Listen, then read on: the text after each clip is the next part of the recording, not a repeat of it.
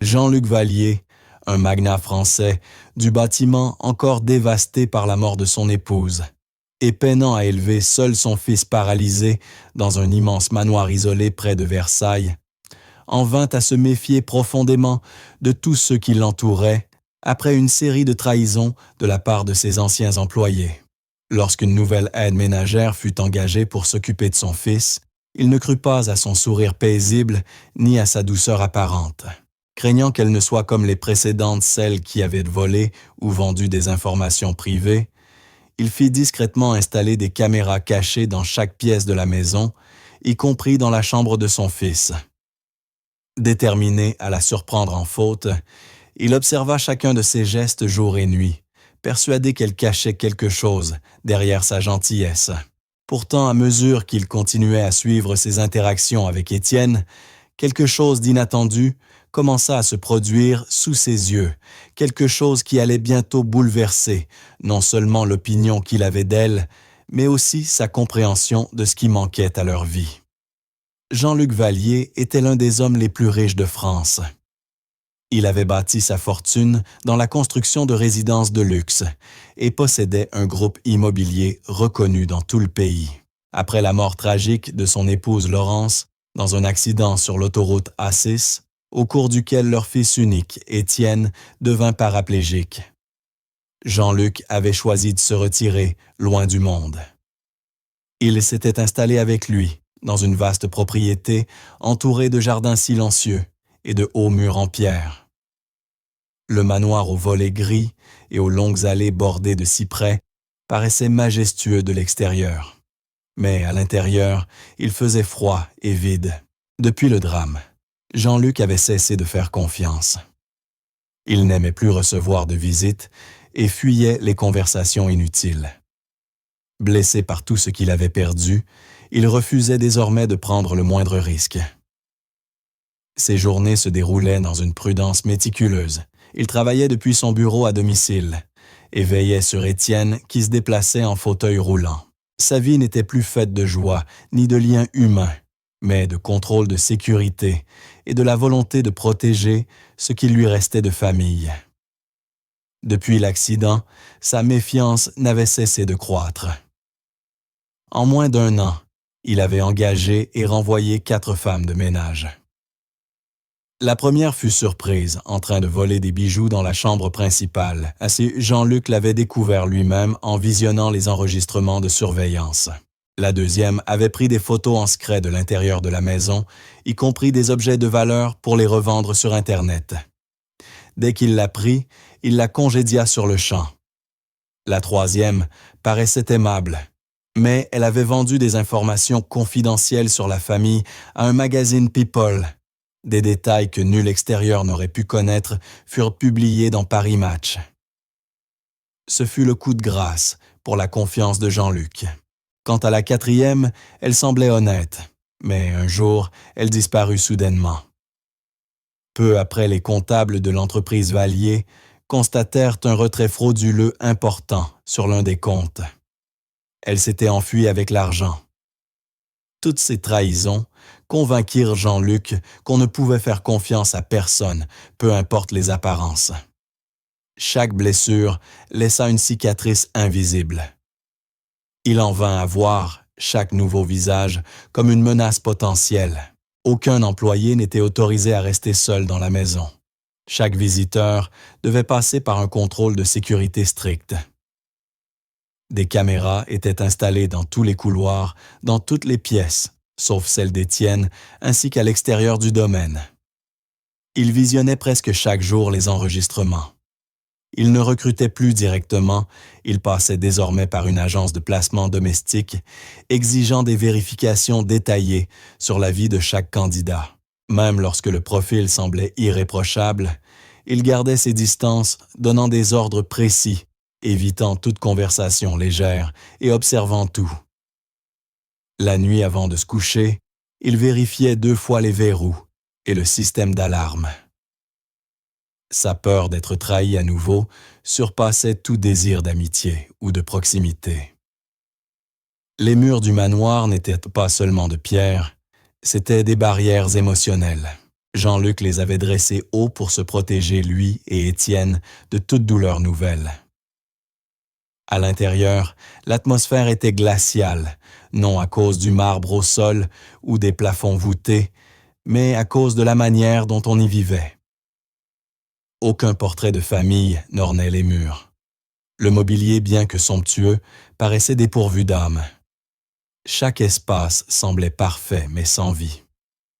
Pas de rire, pas de voix, pas de chaleur. Jean-Luc passait la majeure partie de son temps enfermé dans son bureau. Il évitait d'errer dans la maison sans raison précise. Étienne lui restait dans sa chambre aménagée pour ses besoins. Même entre le père et le fils, la distance s'était installée. Jean-Luc aimait profondément son enfant, mais il ne savait plus comment le montrer. Il craignait qu'en abaissant sa garde, quelque chose de terrible ne survienne encore. Il choisit donc de rester fort impassible, convaincu que le contrôle l'épargnerait de la souffrance. Mais, en agissant ainsi, il se privait aussi de réconfort de bonheur et de tendresse. Étienne ressentait le poids de ce silence. Bien qu'il eût tout ce qu'un enfant pouvait souhaiter, livres, jeux, appareils électroniques, et une chambre parfaitement adaptée à son fauteuil, il souffrait de ne plus faire partie d'une vraie famille. Il se souvenait de sa mère et de la chaleur de leur ancienne maison, plus modeste mais pleine de vie. À présent, tout semblait parfait à l'extérieur, mais creux à l'intérieur. Souvent, il regardait son père avec tristesse. Il savait qu'il l'aimait, mais la manière dont Jean-Luc repoussait tout le monde rendait leur solitude encore plus lourde. Parfois, Étienne essayait d'en parler, mais son père changeait de sujet. Il ne voulait pas paraître faible. Pour lui protéger, valait mieux que ressentir. Étienne regrettait de ne plus avoir quelqu'un à qui parler librement.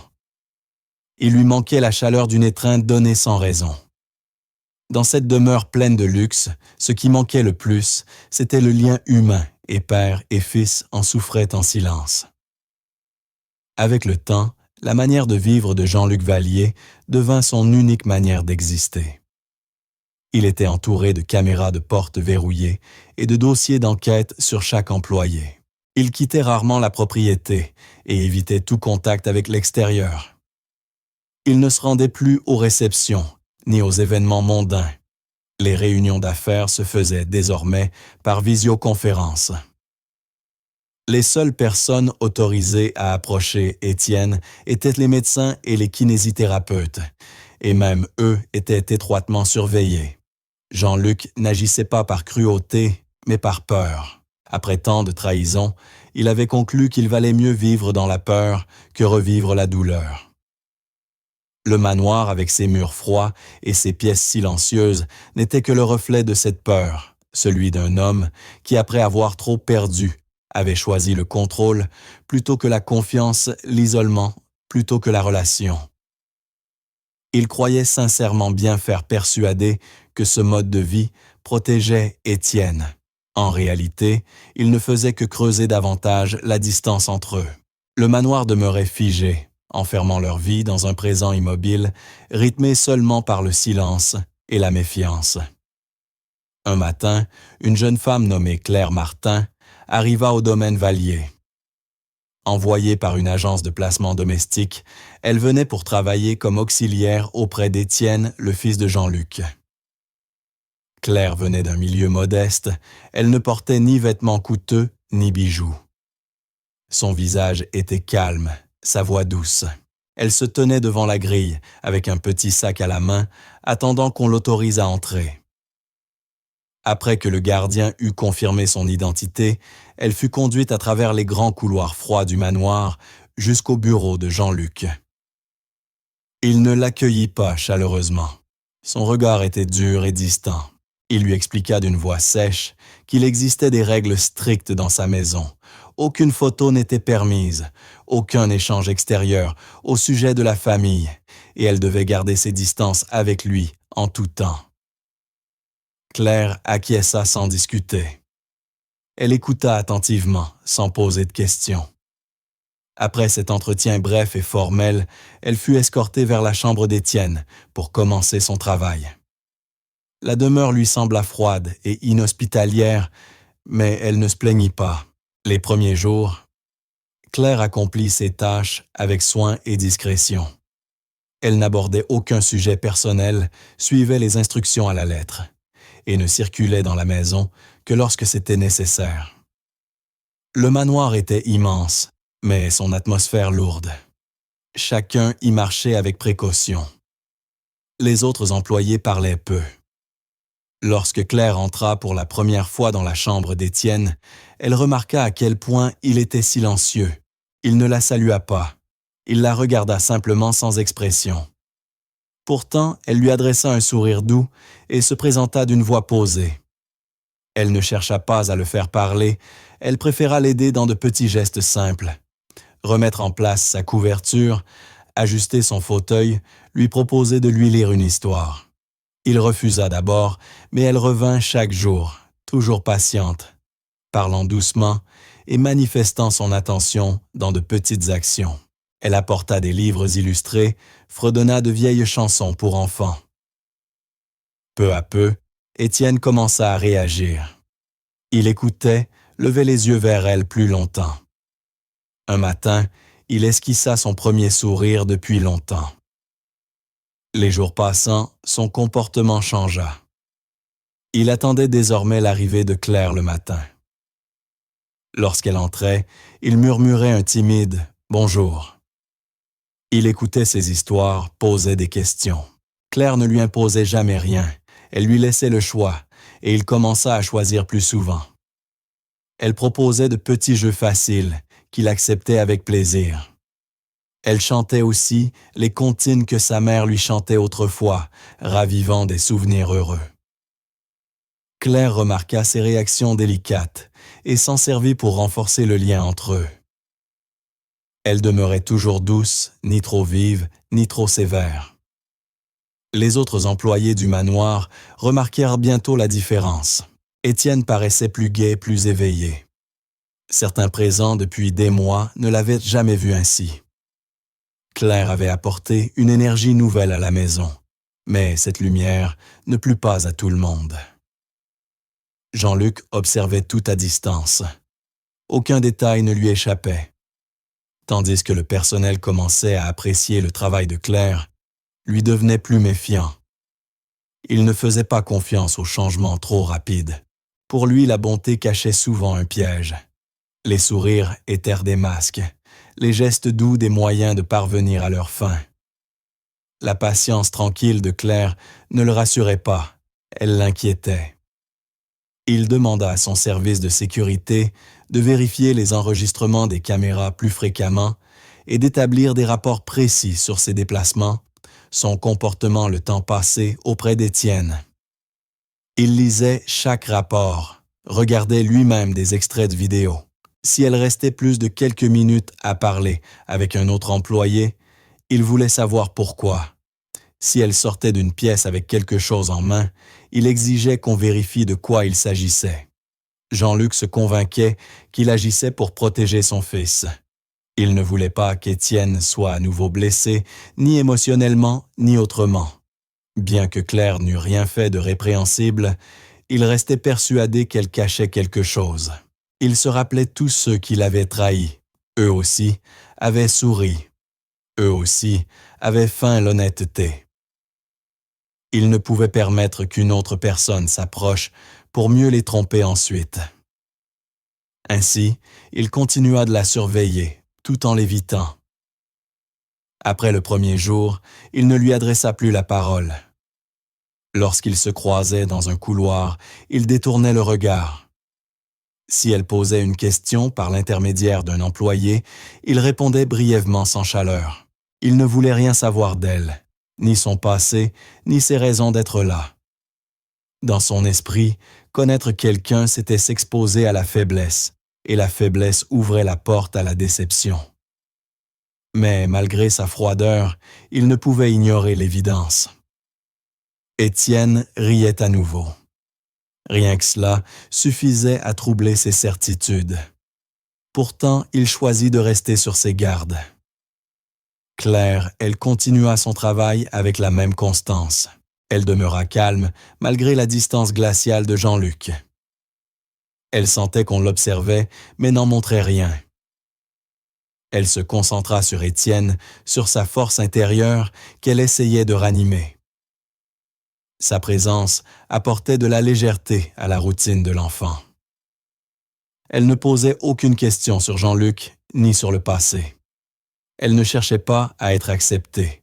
Elle faisait simplement son devoir avec soin et dévouement. Étienne semblait heureux. Il parlait davantage. Étienne demanda même à sortir dans son fauteuil roulant, ce qu'il n'avait plus fait depuis des mois. Le personnel admirait Claire pour sa force tranquille et sa douceur inébranlable. Mais Jean-Luc ne relâcha pas sa vigilance. Il se disait que ce n'était qu'une question de temps avant qu'elle ne commette une erreur. À ses yeux, elle était comme les autres. Elle jouait un rôle jusqu'à obtenir ce qu'elle voulait. Il se tenait prêt à la confondre. Ainsi même, lorsque Claire ramenait les sourires dans la maison, Jean-Luc gardait les yeux ouverts, persuadé qu'elle finirait elle aussi par le tromper. Cette semaine-là, il décida d'aller plus loin dans sa surveillance. Il l'observait déjà à travers les caméras ordinaires du domaine, mais cela ne lui suffisait plus. Il ne voulait plus dépendre des rapports de ses employés, ni des images standards du système de sécurité. Il fit donc appel à une équipe privée chargée d'installer des caméras cachées dans toute la demeure. Ce n'étaient pas les modèles visibles fixés au coin des plafonds, mais de petits dispositifs dissimulés dans des lampes des étagères ou derrière des objets décoratifs. Il voulait une couverture complète, le salon, la cuisine, les couloirs et même la chambre d'Étienne. Il demanda aux techniciens d'agir avec la plus grande discrétion. Personne ne devait être au courant, pas même le personnel. Son objectif était clair, surprendre Claire en faute avant qu'il ne soit trop tard. Il ne faisait pas confiance à sa gentillesse, ni à son sourire, ni à la façon dont elle se comportait avec son fils. Pour lui, tout cela n'était qu'une mise en scène. Il se persuadait qu'il agissait avec intelligence, qu'il se contentait de rassembler des preuves avant que la trahison n'arrive comme elle était toujours arrivée auparavant. Une fois les caméras installées, Jean-Luc commença à consulter les flux vidéo sans relâche. Il les relia à son téléphone et à sa tablette pour pouvoir observer à tout moment. Chaque nuit, quand tout le monde dormait, il restait éveillé dans son bureau, regardant les enregistrements seul. Il scrutait le moindre signe suspect, un appel secret, un message dissimulé, un objet déplacé, une conversation entre Claire et un autre employé. Il s'attendait à trouver quelque chose de compromettant, mais après des heures d'observation, rien n'apparut. Claire ne rôdait pas. Elle ne touchait à rien d'interdit. Elle suivait la même routine chaque jour. Elle aidait Étienne. Le matin, rangeait sa chambre, lui lisait des histoires, jouait avec lui, puis le soir, pliait ses vêtements et restait à ses côtés jusqu'à ce qu'il s'endorme. Elle ne se plaignait jamais, ne colportait aucun ragot, ne franchissait aucune limite. Jean-Luc voyait tout cela, mais refusait d'y croire. Il se convainquait qu'elle attendait simplement le bon moment pour agir. Pourtant, peu à peu, quelque chose changea. Jean-Luc se surprit à ne plus chercher la faute, mais à s'attarder sur la manière dont elle se comportait avec son fils. Ses gestes n'étaient pas forcés. Elle paraissait réellement présente. Elle riait des plaisanteries d'Étienne, même les plus simples. Elle l'écoutait avec une attention sincère. Elle lui chantait doucement des airs familiers quand il était fatigué. Parfois, elle s'asseyait simplement par terre à côté de lui pour jouer à un jeu de société. Jean-Luc vit Étienne rire vraiment, et cela le bouleversa. Il ne se souvenait plus de la dernière fois où il avait vu ce sourire-là. Claire ne faisait rien de mal. En vérité, elle faisait tout bien. Mais cette évidence le troublait encore davantage. Il était plus facile pour lui de croire qu'elle mentait si elle était vraiment sincère. Alors peut-être était-ce lui, le fautif, celui qui doutait, celui qui avait peur. Pourtant, il continua à la surveiller chaque jour. Les caméras avaient été posées pour démasquer le mensonge, mais tout ce qu'il voyait, c'était la vérité. Un après-midi, alors qu'il était seul dans son bureau, Jean-Luc consulta depuis son téléphone l'une des vidéos en direct. L'image montrait Claire et Étienne dans la chambre de l'enfant. Étienne était assis dans son fauteuil et Claire l'aidait à faire de petits exercices pour les bras. Elle l'encourageait doucement, lui disant qu'il devenait plus fort. Puis quelque chose d'inattendu se produisit. Étienne posa ses mains sur les accoudoirs et de toutes ses forces commença à se soulever. Lentement tremblant, il parvint à redresser un peu son corps. Il ne se tint pas debout, mais ses jambes bougèrent légèrement. Claire ne paniqua pas. Elle le soutint par les épaules et lui dit d'aller à son rythme. Étienne éclata de rire surpris de ce qu'il venait d'accomplir. Il semblait fier. Depuis son bureau, Jean-Luc resta figé, le téléphone posé sur ses genoux, les yeux grands ouverts. Ce qu'il voyait n'était pas seulement un progrès, c'était un moment de pur courage de la part de son fils, soutenu par une femme qu'il n'avait jamais su vraiment croire. Il resta immobile, fixant l'écran en pause. Les paroles des médecins lui revinrent. Tous avaient dit qu'Étienne ne remarcherait sans doute jamais. Il repensa aux mois de thérapie, de silence, de renoncement. Il avait presque cessé d'espérer. Et pourtant, c'était là filmé par une caméra cachée, un après-midi ordinaire, sans spécialiste, juste Claire et son fils. Voir Étienne rire après un tel effort éveilla quelque chose en lui. Sa poitrine se serra, sa gorge se dessécha, ses yeux le brûlèrent. Il essuya rapidement son visage, mais les larmes continuaient de couler. Il n'était plus habitué à pleurer. Il ne savait même plus nommer ce qu'il ressentait. Était-ce la culpabilité d'avoir soupçonné Claire? La fierté pour son fils ou autre chose? Il ne sut le dire. Pour la première fois depuis des années, Jean-Luc sentit en lui quelque chose de plus fort que la méfiance.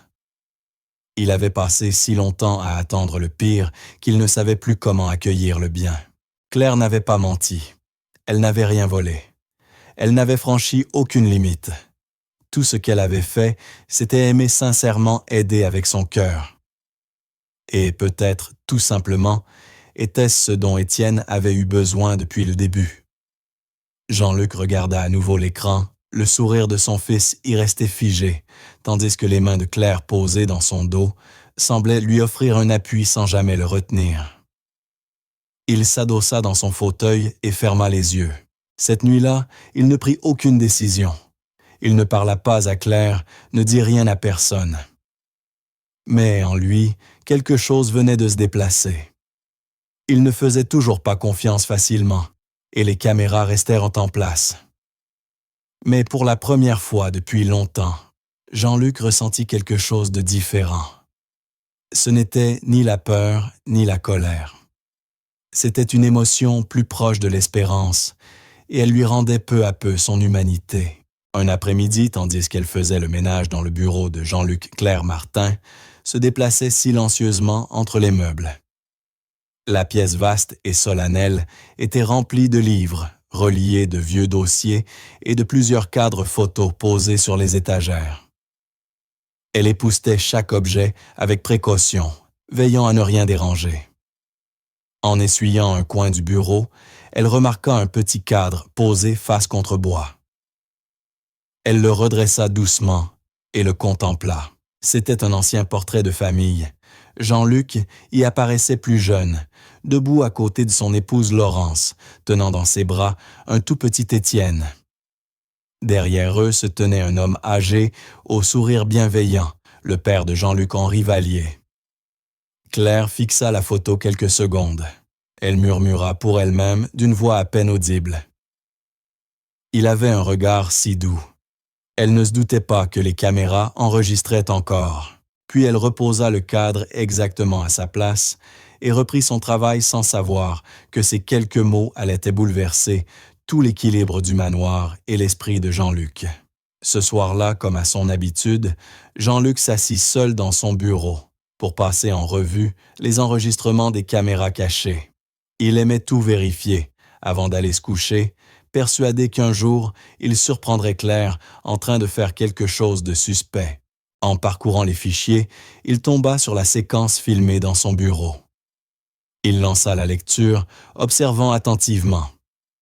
Rien d'anormal d'abord Claire, qui dépoussiérait rangeait. Puis elle s'arrêta sur la photo. Jean-Luc se pencha vers l'écran.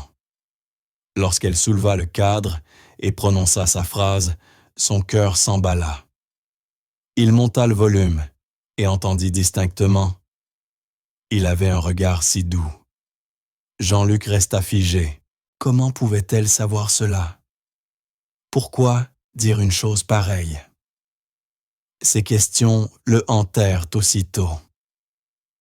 Il rembobina la vidéo plusieurs fois, cherchant à interpréter son ton. Pour lui, cela ne sonnait pas comme une remarque banale. C'était personnel, presque comme si elle parlait d'un souvenir. Cette nuit-là, il ne dormit pas. Assis à son bureau, il fixait l'image figée de Claire, tenant le cadre entre ses mains. Les doutes l'envahirent. Comment pouvait-elle connaître son père? Henri Vallier était mort depuis des années, bien avant qu'elle n'entre à son service. Il n'y avait aucune raison pour qu'elle dise cela, sauf si elle avait un lien caché avec la famille. Dans sa tête, 1000 hypothèses prirent forme, chacune plus inquiétante que la précédente. Peut-être que Claire avait tout planifié. Peut-être qu'elle feignait de s'occuper d'Étienne uniquement pour approcher le père. L'idée lui serra la poitrine. Pour Jean-Luc, chaque coïncidence était un signal d'alarme. Il avait été trahi tant de fois que son instinct lui criait qu'un danger rôdait encore.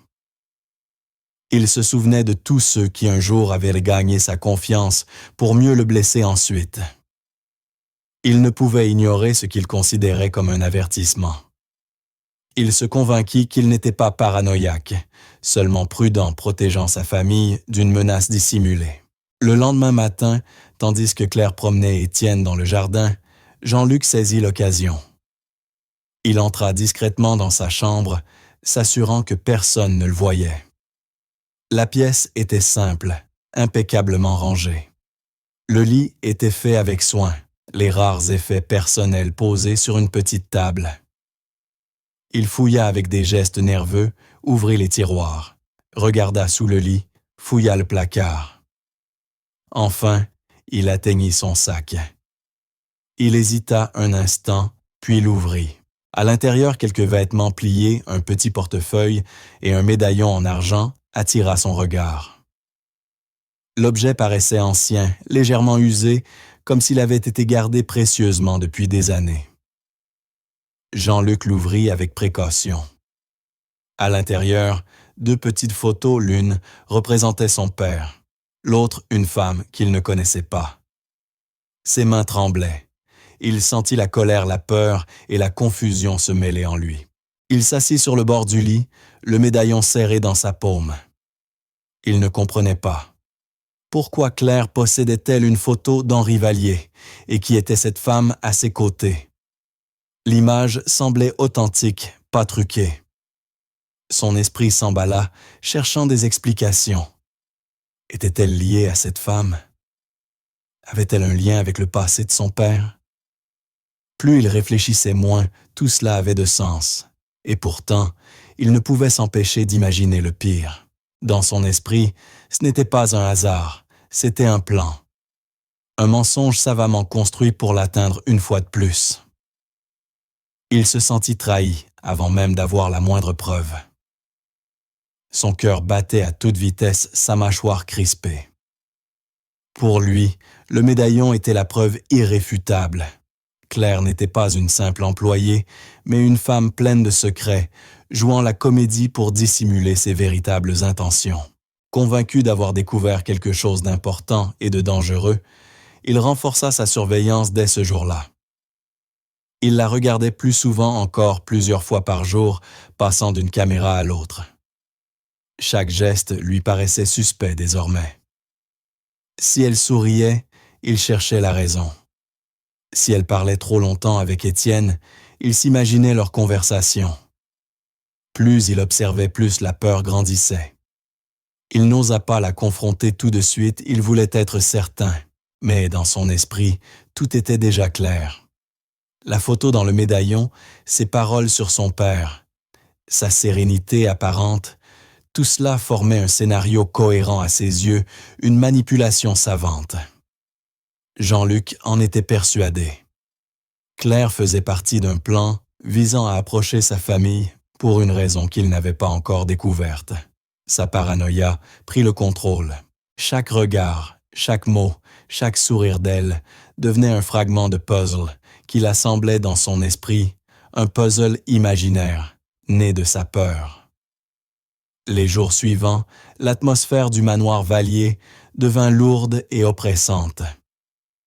Jean-Luc n'arrivait plus à se concentrer sur son travail.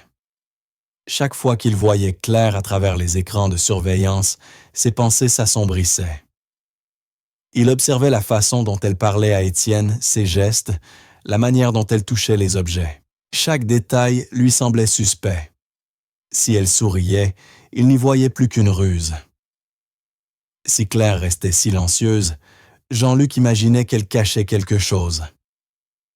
Le médaillon qu'il avait trouvé parmi ses affaires avait tout bouleversé dans son esprit. Il se sentait furieux contre lui-même d'avoir douté, d'avoir laissé la faiblesse ou l'incertitude l'effleurer.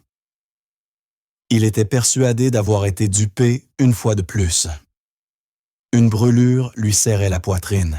Il dormait de moins en moins, passait ses nuits à revoir les enregistrements des caméras et à relire sans cesse le dossier fourni par l'agence à propos d'elle. Rien n'indiquait la moindre faute, mais il refusait d'y croire. Sa peur parlait plus fort que la raison. Finalement incapable de supporter davantage la tension, il décida de convoquer Claire dans son bureau pour l'affronter directement. Quand elle entra, elle semblait calme, mais légèrement déconcertée. Jean-Luc se tenait debout, derrière son bureau, les bras croisés, le visage fermé. Elle le salua poliment. Il ne répondit pas. Un silence pesant dura plusieurs secondes avant qu'il ne prenne la parole d'un ton tranchant et glacial. Il lui demanda si elle lui cachait quelque chose, si elle avait connu son père avant d'entrer à son service et si quelqu'un l'avait envoyé pour l'espionner. Claire ne comprenait pas. Elle secoua la tête et répondit doucement qu'elle ne connaissait pas son père et qu'elle n'avait jamais rien fait de mal. Mais Jean-Luc ne la crut pas. Sa voix monta. Il l'accusa de mentir, de feindre son affection pour Étienne afin d'approcher la famille. Chaque mot qu'il prononçait semblait nourrir sa colère. Il affirma qu'il connaissait les gens, comme elle ces gens qui jouaient les innocents, pour mieux cacher leurs véritables intentions. Le visage de Claire pâlit. Elle n'avait jamais vu Jean-Luc dans cet état. Dans sa voix vibrait la colère, mais aussi la peur. Elle ne cria pas en retour. Elle tenta seulement de se défendre calmement. Elle lui dit qu'elle aimait s'occuper d'Étienne, qu'elle ne ferait jamais rien pour lui nuire. Il ne l'écouta pas. Il frappa du poing sur le bureau, lui ordonnant d'arrêter sa comédie. Il ne voulait pas de menteuse sous son toit.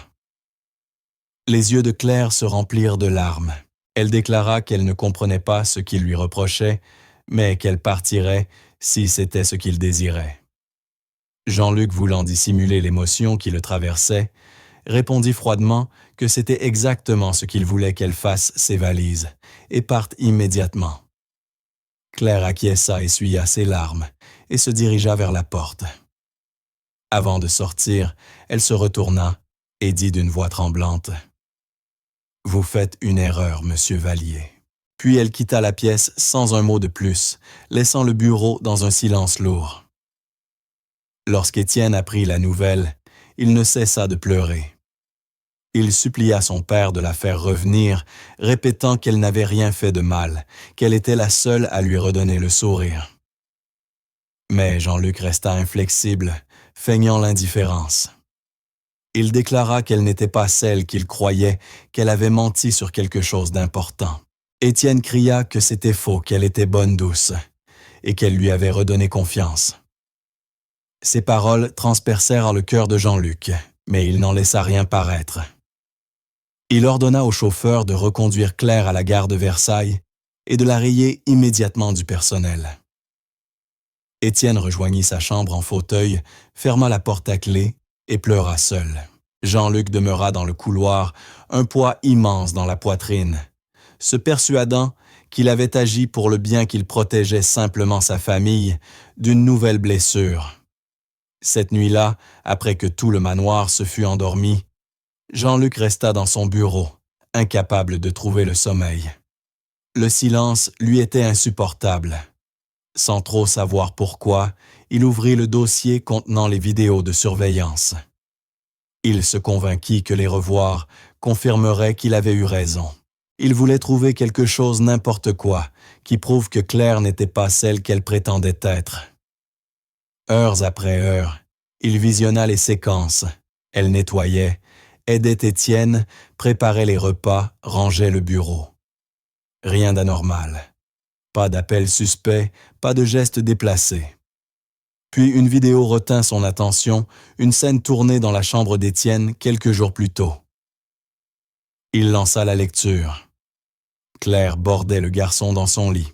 Elle se pencha, l'embrassa sur le front et murmura « Tu marcheras de nouveau, je te le promets. » Sa voix était douce, sincère. La gorge de Jean-Luc se serra. Il mit la vidéo sur pause. Sur l'écran figé, le visage de Claire rayonnait d'une bienveillance authentique. En cet instant, tout s'effondra en lui. Il se couvrit le visage de ses mains. Les larmes qu'il retenait depuis des années jaillirent malgré lui. Il avait passé tant de temps à vivre dans la peur, à voir des ennemis partout, qu'il comprit soudain ce qu'il avait fait.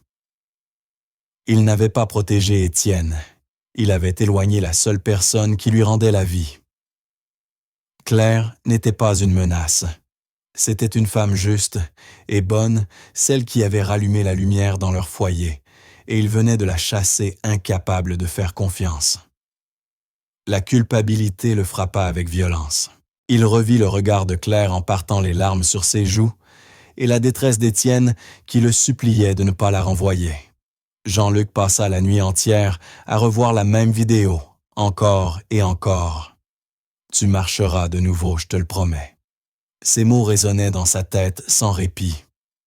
Pour la première fois depuis des années, il ne ressentait ni colère ni méfiance, seulement un regret profond, douloureux et une tristesse qu'il ne pouvait fuir. 2 jours après son renvoi, Claire Martin revint au manoir Vallier. Elle n'était pas seule, un officier de la gendarmerie se tenait à ses côtés devant la grille. Elle avait contacté la brigade locale pour signaler son renvoi injustifié et prouver son innocence. Son but était simple, pouvoir s'expliquer et laver son nom. L'agent n'était là que pour observer la situation et rédiger un rapport si les choses dégénéraient. Prévenu par le service de sécurité que Claire attendait dehors, accompagnée d'un gendarme Jean-Luc, ne parut pas surpris. D'un ton froid et distant, il autorisa qu'on la laisse entrer, mais uniquement pour parler. Il ne l'accueillit pas, ne lui proposa pas de siège. Il resta droit derrière son bureau, les bras croisés, le visage fermé, sans la moindre expression. Claire resta calme. Son visage paraissait fatigué, mais sa voix demeurait ferme. Elle répéta qu'elle n'avait rien fait de mal et qu'elle méritait d'être entendue. Jean-Luc la fixa sans ciller. Sans perdre de temps, il lui montra les 2 éléments sur lesquels reposaient toutes ses accusations. La vidéo enregistrée par les caméras cachées où elle avait commenté la photo de son père et le médaillon en argent trouvé dans son sac. Il fit rejouer la séquence, puis brandit le médaillon devant elle, convaincu de tenir la preuve de sa duplicité. Claire ne parut pas surprise. Elle ne paniqua pas et ne chercha pas à éluder le sujet. Elle expliqua calmement que le médaillon avait appartenu à sa mère, un souvenir qu'elle conservait depuis sa disparition. Elle ajouta que sa mère Marguerite Martin avait travaillé autrefois au service des parents de Jean-Luc Vallier, à l'époque où elle-même n'était qu'une enfant. Elle avait grandi. En entendant des histoires sur la famille Vallier, voilà pourquoi elle avait reconnu son père sur la photo et murmuré cette phrase. Ce n'était ni un secret, ni un plan, simplement un fragment de son passé. Mais pour Jean-Luc, ces mots sonnaient comme un mensonge bien construit, trop cohérent pour être sincère. Le gendarme présent prit des notes pendant que les deux parlaient. Claire resta respectueuse même en se défendant. Elle affirma qu'elle n'avait jamais cherché à tromper qui que ce soit, que son seul but avait été de s'occuper d'Étienne avec douceur et dévouement. Cette fois, Jean-Luc ne cria pas. Il la laissa parler, mais son visage demeura impassible. Il hocha simplement la tête, comme pour dire qu'il en avait assez entendu. Puis il déclara à l'officier qu'il s'agissait d'une affaire interne, qu'aucun délit n'avait été commis, seulement un malentendu entre employeur et employé. Il ajouta qu'elle était libre de partir, mais qu'elle n'était plus la bienvenue au manoir. Claire resta silencieuse, blessée mais digne. L'officier referma son carnet et fit un signe de tête pour conclure. Claire jeta un dernier regard autour d'elle avant de quitter la pièce avec la même calme qu'à son arrivée. Jean-Luc resta seul derrière son bureau, se répétant qu'il avait fait ce qu'il fallait, même si au fond quelque chose ne sonnait plus juste. Mais le silence ne dura pas. La même semaine, un journal local publia un court article, une aide-soignante renvoyée d'une riche demeure versaillaise, sous soupçon de malhonnêteté. Le texte restait vague, mais il suffisait à entacher sa réputation. Une famille qui envisageait déjà de l'embaucher changea aussitôt d'avis. L'agence de placement lui envoya un message laconique. « Nous ne pouvons plus recommander votre candidature pour de futurs postes. » En un instant, Claire se retrouva sans emploi, sans référence et sans soutien. Elle ne parla à personne de ce qui s'était vraiment passé. Elle ne tenta pas de se défendre publiquement. Dans son petit appartement, elle vivait dans le silence, évitant les appels et ignorant les articles de presse. Le médaillon resta avec elle, unique vestige du passé de sa mère. Elle le rangea précieusement dans un tiroir et ne l'ouvrit plus. La douleur d'avoir été humiliée et accusée à tort demeura en elle muette et profonde. Au manoir Vallier, l'atmosphère s'assombrit. Étienne ressentait son absence un peu plus chaque jour. D'abord, il posait des questions, espérant son retour prochain. Quand personne ne lui donna de réponse claire, il devint silencieux. Il ne souriait plus. Il refusa de sortir, de jouer, de lire. Il ne parlait presque plus à personne. Jean-Luc pensa que cela passerait, qu'il avait juste besoin de temps. Mais la situation s'aggrava. Étienne commença à refuser les repas. Il repoussait les assiettes ou les ignorait complètement. Les infirmières essayèrent tout sans succès. Il ne voulait ni télé, ni jeux, ni livres. Quand on lui adressait la parole, il répétait simplement le nom de Claire, parfois en pleurant. « Où est Claire ?» demandait-il encore et encore. Personne ne savait que répondre. Jean-Luc observait impuissant. Chaque fois qu'il voyait son fils souffrir, un poids lui écrasait davantage la poitrine. Il avait voulu le protéger. À présent, il ne voyait plus que la douleur, et il savait qu'il en était la cause. La tristesse d'Étienne se répandit dans toute la maison. Le personnel chuchotait dans les couloirs sans comprendre ce qui s'était vraiment passé entre le maître et l'ancienne aide. Tous voyaient le changement d'Étienne. Tous voyaient la faute, sauf Jean-Luc qui refusait encore de l'admettre. La nuit, il restait seul dans son bureau, regardant encore et encore les enregistrements qu'il avait déjà visionnés des dizaines de fois. Mais cette fois, il ne cherchait plus des preuves de mensonge. Il cherchait les moments qu'il n'avait pas su voir, les instants de tendresse qu'il avait ignorés. Il regardait Claire sourire à Étienne, rire avec lui tenir la main, lui parler avec douceur. Il voyait sa patience, sa bienveillance, sa force tranquille. Il revoyait son visage au moment du départ et entendait la voix brisée d'Étienne qui pleurait son absence. Les vidéos ne montraient pas une coupable. Elles montraient une femme qui avait sincèrement aimé et rendu la vie à un enfant. Mais il était trop tard. Claire était partie. Étienne avait le cœur brisé. Et Jean-Luc, seul faisait face aux ravages de sa peur. Quelques jours après le renvoi de Claire, Jean-Luc reçut un appel du détective privé qu'il avait engagé plusieurs semaines plus tôt. L'homme annonça que l'enquête était terminée et qu'il avait réuni toutes les preuves nécessaires. Jean-Luc lui demanda de venir immédiatement au manoir. Sa voix resta neutre, mais au fond de lui, une inquiétude sourde grandissait. Lorsque le détective arriva, il lui remit un dossier épais. Il précisa que tout ce qu'il contenait avait été vérifié 2 fois et authentifié. Jean-Luc prit le dossier sans un mot et s'installa à son bureau pour lire. Il ne demanda ni café, ni lumière, ni compagnie. Seul, il tourna les pages une à une. La première partie du rapport portait sur le passé de Claire. Tout y confirmait qu'elle n'avait jamais menti. Sa mère, Marguerite Martin, avait effectivement travaillé pendant plus de 5 ans pour les parents de Jean-Luc comme gouvernante. Elle n'avait quitté leur service qu'après être tombée gravement malade. Le dossier contenait d'anciens contrats, des lettres de recommandation et même des photos de Marguerite aux côtés de la famille Vallier lors de réceptions de fin d'année. Jean-Luc resta longtemps à contempler les documents. Sur l'une des lettres de remerciement, il reconnut l'écriture de son père. « Pour votre loyauté et votre bonté, Madame Martin, avec toute notre gratitude. Henri Vallier. » Sur la dernière page du rapport, une note manuscrite était agrafée. « Vous aurez toujours une place dans cette famille. » Attachée à la note se trouvait une photo en noir et blanc montrant Henri Vallier, le père de Jean-Luc, remettant un petit coffret à Marguerite Martin, l'ancienne gouvernante.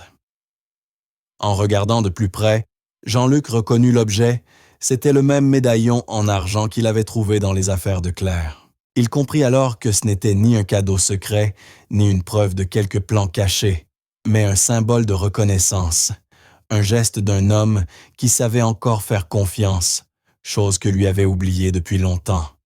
Son père avait respecté Marguerite, et maintenant sa fille avait été injustement accusée, humiliée et chassée de la même maison que sa mère avait autrefois servi avec loyauté. Jean-Luc continua à lire. La section suivante du rapport lui coupa le souffle. Elle concernait le parcours professionnel de Claire. Le détective avait vérifié les archives hospitalières et recueilli plusieurs témoignages. Un passage détaillait le jour où Laurence Vallier, l'épouse de Jean-Luc, était décédée lors d'une opération d'urgence. Ce soir-là, Claire travaillait à l'hôpital Saint-Antoine de Paris comme infirmière de garde. Une note rédigée par une autre infirmière figurait dans le dossier selon son témoignage avant d'entrer en salle d'opération. Laurence, consciente des risques, avait parlé quelques minutes avec Claire, touchée par sa gentillesse. Dans ce court échange, Laurence lui aurait dit « Si jamais il m'arrive quelque chose, veillez sur mon fils. Vous me rappelez quelqu'un de bien. » Le rapport confirmait les heures, les signatures, et joignait même un document signé de la main de Laurence, témoignant de cette demande. Les mains tremblantes, Jean-Luc lut et relut ces lignes. Sa respiration devint lourde, ses yeux fixés sans cligner.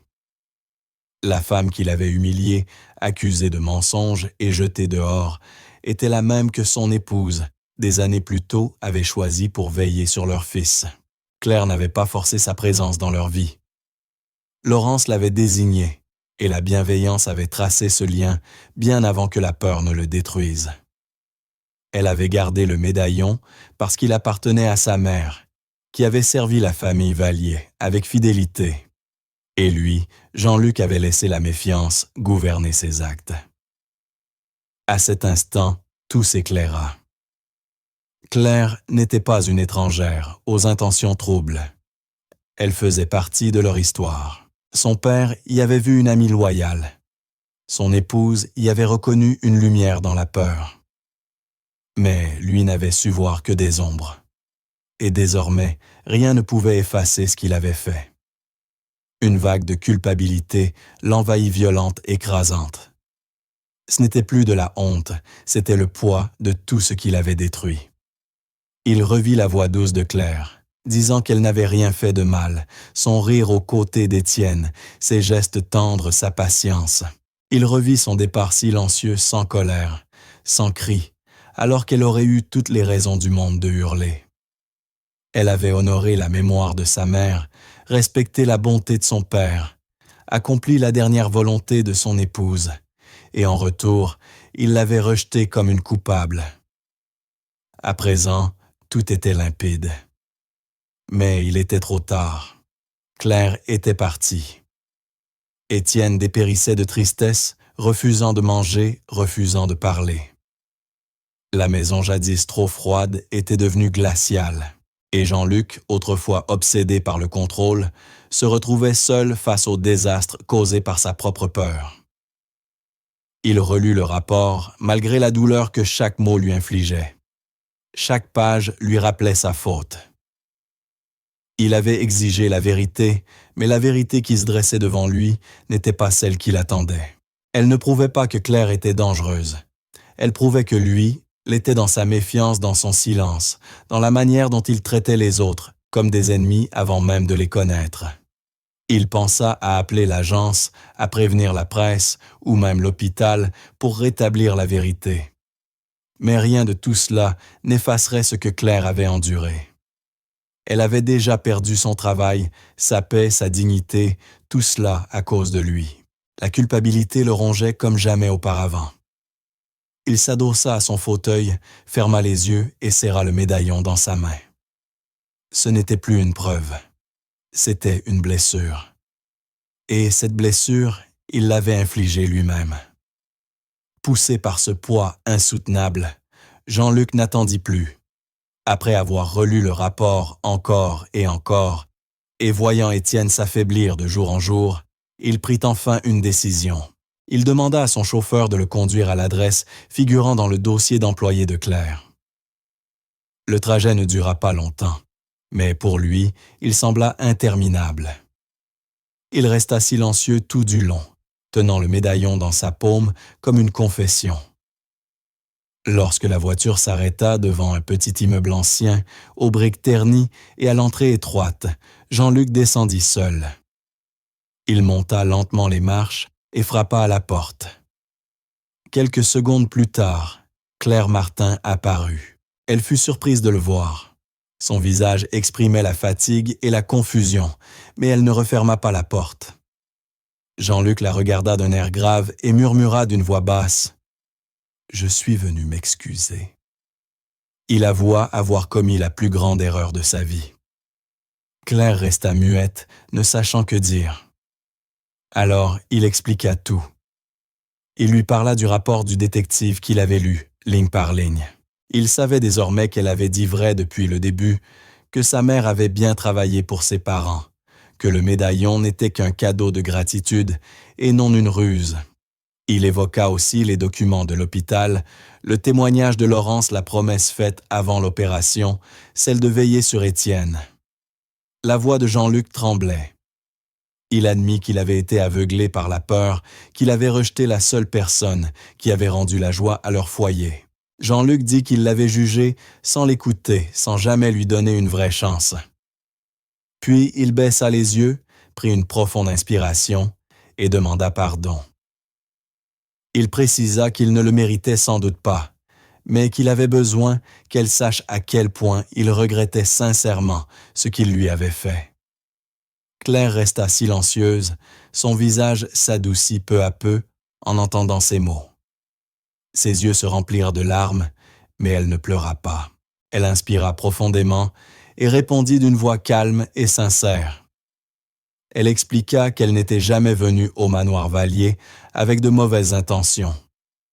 Elle n'avait cherché qu'à tenir 2 promesses, l'une faite à sa mère, rendre la bienveillance que la famille Vallier leur avait témoignée autrefois, et l'autre faite à Laurence, L'épouse de Jean-Luc veillait sur Étienne si le pire devait arriver. Ses promesses, dit-elle, représentaient tout pour elle. Claire ajouta qu'elle n'avait jamais rien attendu en retour, seulement la possibilité d'aider. Quand Jean-Luc avait brisé cette confiance, la douleur avait été immense, non parce qu'elle avait perdu son emploi, mais parce qu'elle s'était sincèrement attachée à Étienne et qu'on l'avait traité comme une étrangère. Jean-Luc ne put plus retenir ses larmes. Il éclata en sanglots et répéta d'une voix brisée qu'il était désolé du plus profond de son cœur. Un long silence suivit. Puis, levant les yeux vers elle, il déclara qu'il voulait qu'elle revienne, mais pas comme employée. Il ne voulait plus qu'elle se sente domestique dans cette maison. Il voulait qu'elle revienne comme membre de la famille, car, dit-il, « Tu en faisais déjà partie. » Claire ne répondit pas immédiatement. Elle était encore blessée. Elle n'avait pas oublié l'humiliation, les accusations froides, ni la façon dont il l'avait chassée comme une criminelle. Mais dans les yeux de Jean-Luc, elle lut un véritable remords, celui d'un homme brisé qui venait enfin d'ouvrir les siens. Elle ne dit pas oui, mais elle ne dit pas non non plus. Après un court moment de réflexion, elle accepta de revenir voir Étienne. Elle avait besoin de temps pour décider de la suite. Jean-Luc comprit. Il hocha la tête et la remercia. Avant de partir, il posa doucement le médaillon sur la table et murmura « Il vous appartient. Il a toujours été à vous. » Le lendemain matin, Claire revint au manoir Vallier. Les employés stupéfaits la regardèrent arriver. Certains esquissèrent un sourire, d'autres essuyèrent discrètement une larme. Jean-Luc attendait dans le vestibule silencieux. Claire ne dit pas grand-chose en entrant. Elle demanda simplement à voir Étienne. Le garçon était dans sa chambre, allongé sur son lit pâle et fatigué. Quand il la vit, ses yeux s'écarquillèrent. D'abord, il sembla ne pas y croire, puis son visage s'éclaira. C'était la première fois qu'il souriait depuis des semaines. Claire s'approcha, prit sa main. Étienne se mit à pleurer, répétant son nom encore et encore. L'émotion emplit la pièce. Quelques membres du personnel s'étaient arrêtés à la porte, touchés par la scène. Claire parla doucement à Étienne, lui dit qu'il lui avait manqué et que tout irait bien. Étienne se redressa lentement, puis sans prévenir, tenta de bouger ses jambes. À la stupeur générale, ses muscles répondirent, ses jambes tremblèrent, mais bougèrent réellement. Le silence fut total pendant une seconde avant d'éclater en sanglots et en applaudissements. Infirmières et employés essuyèrent leurs yeux pendant qu'Étienne, abasourdi, regardait ses propres jambes. Jean-Luc, entré à ce moment-là, resta figé. Il voyait Claire à côté de son fils, exactement comme dans la vidéo qu'il avait revue 1000 fois. Étienne continuait de sourire, toujours accroché à la main de Claire, comme si sa seule présence lui avait rendu la force de vivre. Jean-Luc s'essuya les yeux, incapable de cacher son émotion. Claire, calme, murmura des encouragements à Étienne, comme elle l'avait toujours fait. Personne ne parla du passé. À cet instant, il n'avait plus d'importance. Ce qui comptait, c'était qu'Étienne avait souri, qu'il avait bougé, qu'il avait retrouvé l'espoir. Et tout cela n'était pas né d'un traitement ou d'une thérapie, mais de l'amour de la présence et de la confiance. Jean-Luc comprit enfin ce qu'il avait failli détruire. Il s'avança, posa la main sur l'épaule de Claire et murmura « Merci ». Pour la première fois depuis des années, le manoir sembla vivant et chaleureux. Tous ceux présents dans la pièce ressentirent cette chaleur nouvelle. Cet après-midi-là, Jean-Luc prit une décision qui allait tout changer. Il demanda que tout le personnel se réunisse dans le grand hall. Ce genre de convocation était rare. Les domestiques accoururent intrigués. Claire se tenait au fond incertaine de ce qui allait se passer. Jean-Luc s'avança nerveux, mais déterminé. Il resta un instant silencieux, puis prit la parole d'une voix claire. Il avoua avoir commis une grave erreur. Il déclara qu'il avait laissé la peur et la suspicion guider ses choix et que son jugement avait blessé une personne qui ne le méritait pas. Puis il se tourna vers Claire et annonça qu'elle ne serait plus jamais considérée comme employée, mais accueillie comme membre de la maison Vallier. Un silence absolu suivit. Puis des murmures parcoururent l'assemblée. Jean-Luc la regarda et ajouta « Je suis désolé, et je vous demande pardon, ici, devant tout le monde. » Les mains de Claire tremblèrent. Ses yeux se remplirent de larmes. Elle ne s'attendait pas à une telle confession publique. Autour d'elle, les visages qui autrefois l'évitaient la contemplèrent maintenant avec respect. Lentement, elle avança vers Jean-Luc. Il parlait avec une sincérité désarmante. Pour la première fois, il avait vraiment abaissé ses défenses. Claire hocha la tête, essuya ses larmes et répondit doucement « Je vous pardonne ». Sans attendre un mot de plus, elle se tourna vers Étienne, assis non loin dans son fauteuil témoin de toute la scène. Claire s'agenouilla devant lui, le serra contre elle et lui murmura quelques mots à l'oreille. Étienne sourit, passa ses bras autour de son cou. Elle plongea son regard dans le sien et lui demanda « Tu veux essayer de te lever encore ?» Le garçon hésita, puis acquiesça. Le silence retomba. Tous les regards se posèrent sur lui. Claire posa doucement ses mains sur ses bras, prête à le soutenir comme toujours. Étienne prit appui sur les accoudoirs de son fauteuil et poussa de toutes ses forces. Son visage trahissait l'effort. Claire l'encouragea d'une voix douce. « Ne te presse pas, je crois en toi. » Lentement tremblant, il se hissa. Ses jambes vacillèrent, mais il parvint à se redresser quelques secondes. Il ne tenait pas encore debout, pas complètement, mais suffisamment pour que chacun mesure le miracle. Jean-Luc, debout à quelques pas, éclata en sanglots. Ses mains couvrirent sa bouche, et les larmes coulèrent librement sur son visage. Il n'aurait jamais imaginé revoir un jour son fils ainsi. Claire maintint Étienne souriante à travers ses propres larmes. Le personnel applaudit ému aux larmes. Jean-Luc n'aurait jamais imaginé revoir un jour son fils dans cette position. Claire soutenait Étienne souriant à travers ses propres larmes. Les employés présents se mirent à applaudir certains, essuyant discrètement leurs yeux. Ce qu'ils voyaient n'était pas seulement une réussite physique.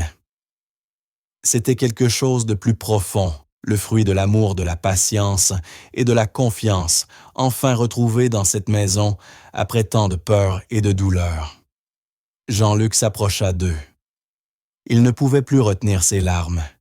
Il posa une main sur l'épaule de Claire et l'autre sur le dos de son fils. Il ne dit rien d'abord. Sa voix restait coincée dans sa gorge. Claire leva les yeux vers lui et pour la première fois, il n'y eut plus de barrière entre eux, ni méfiance, ni peur, seulement une compréhension silencieuse. Étienne, épuisé mais heureux, adressa à son père un sourire plein de lumière. Alors Jean-Luc trouva enfin les mots et murmura « Merci, merci à vous deux. » Claire aida Étienne à se rasseoir doucement, puis déposa un baiser sur ses cheveux. D'autres employés, attirés par les applaudissements, entrèrent dans le hall. Une musique légère s'éleva en fond, quelque chose de doux et joyeux qu'on n'avait pas entendu ici depuis longtemps. Le personnel se mit à parler, à rire, à s'embrasser. Le silence lourd qui hantait les couloirs avait disparu. Le froid du manoir semblait s'évaporer.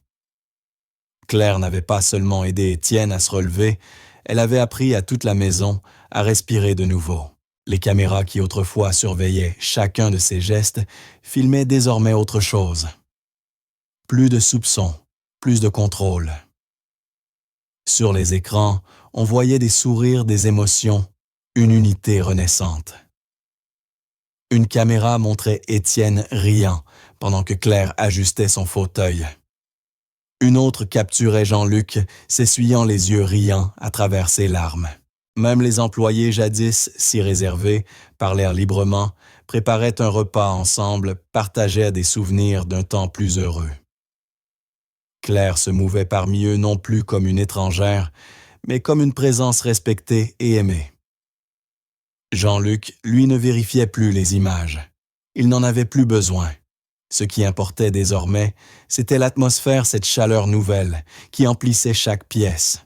Il comprit que le bonheur ne résidait pas dans le contrôle, mais dans la confiance. Pour la première fois depuis des années, le manoir Vallier n'était plus un lieu de peur et d'isolement. C'était redevenu un foyer. Au centre de tout cela, Jean-Luc s'arrêta pour regarder autour de lui, les sourires, la musique, la légèreté retrouvée. Il prit conscience du chemin parcouru, pas seulement par Étienne, mais par lui-même. Il avait passé des années à bâtir des murs, à vivre, dans la crainte à repousser ceux qui voulaient l'aimer. Et voilà que la personne qu'il avait le plus suspectée était celle qui avait redonné vie à tout ce qu'il croyait perdu. Claire, debout près de lui, essuyait encore quelques larmes, mais ce n'étaient plus des larmes de douleur, c'était la paix. Étienne paraissait plus fort, les employés plus épanouis, et Jean-Luc ressentit quelque chose qu'il n'avait plus éprouvé depuis longtemps, le pardon. Pas seulement celui de Claire, mais celui qu'il s'accordait enfin à lui-même. La femme qu'il avait accusée, l'enfant, qu'il avait négligé, le personnel qu'il avait tenu à distance, ils étaient tous là, encore présents, lui offrant une seconde chance. Le manoir, jadis silencieux et glacé, résonnait à présent de rires et de vie. Au milieu de tout cela se tenait Claire Martin, la femme qui avait ramené non seulement la santé, mais l'espoir. Les mois passèrent. Le manoir Vallier n'avait plus rien de commun avec la demeure austère d'autrefois. L'atmosphère glaciale avait disparu. Les pièces autrefois muettes vibraient de conversation et de musique. Les employés se déplaçaient librement, sans crainte d'être observés. Les portes jadis verrouillées restaient ouvertes en plein jour. Dans le jardin, les fleurs reprenaient vie. Jean-Luc avait changé plus que quiconque. Il ne travaillait plus jour et nuit dans l'ombre de son bureau. Il passait du temps avec Étienne, sortait se promener, partageait des repas avec le personnel. Son regard n'était plus froid ni distant, il rayonnait d'une douceur nouvelle. Il avait appris à regarder les gens dans les yeux, à faire confiance, à laisser entrer la lumière. L'homme prisonnier de sa peur avait enfin fait place à un père capable d'amour et de paix. L'une des décisions les plus importantes qu'il prit fut d'honorer la mémoire de Laurence d'une manière durable. Il créa une fondation à son nom dédiée aux enfants en situation de handicap. La fondation Laurence Vallier offrait des soins du soutien psychologique et un accompagnement aux familles en difficulté.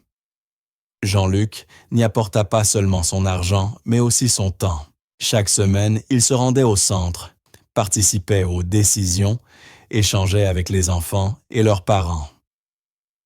Claire y jouait un rôle essentiel. Elle dirigeait les programmes, veillant à ce que chaque enfant reçoive attention et affection. Étienne l'accompagnait souvent d'abord avec un déambulateur, puis au fil des mois, ses pas devinrent plus assurés. Les autres enfants l'admiraient.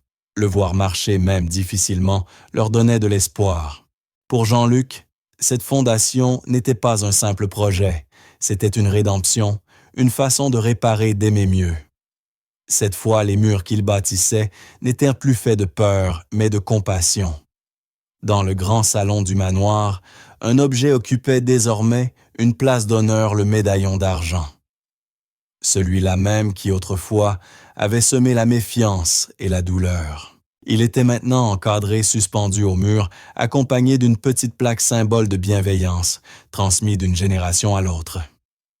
Les visiteurs s'arrêtèrent souvent pour le contempler. Alors Jean-Luc racontait son histoire. Il appartenait à une femme qui avait servi sa famille avec fidélité et dont la fille des années plus tard avait rendu la paix à leur foyer. Le médaillon n'était pas une décoration. C'était un rappel. Un rappel de gratitude, de modestie et de pardon. Un avertissement aussi contre les jugements nés de la peur. Pour Claire, qui l'avait autrefois gardé contre son cœur comme seul lien avec le passé, le voir exposé ainsi était une consolation profonde. Il ne représentait plus la douleur, mais l'amour, le sacrifice et la force tranquille de ceux qui font le bien, même quand personne ne les regarde. Et dans ce manoir où les caméras s'étaient éteintes, on n'avait plus besoin de surveillance. Jean-Luc fit retirer toutes les caméras cachées. Il déclara qu'elles n'avaient plus leur place dans un lieu destiné à être un foyer. Il avait compris à présent que protéger son cœur en le fermant ne faisait qu'aggraver les blessures.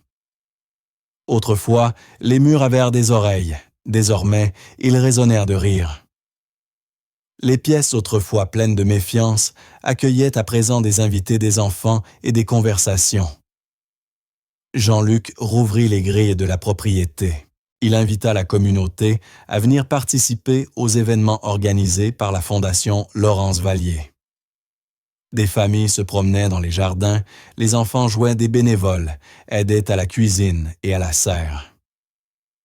Claire Martin était connue de tous non plus comme une ancienne employée, mais comme une présence essentielle au cœur de la famille.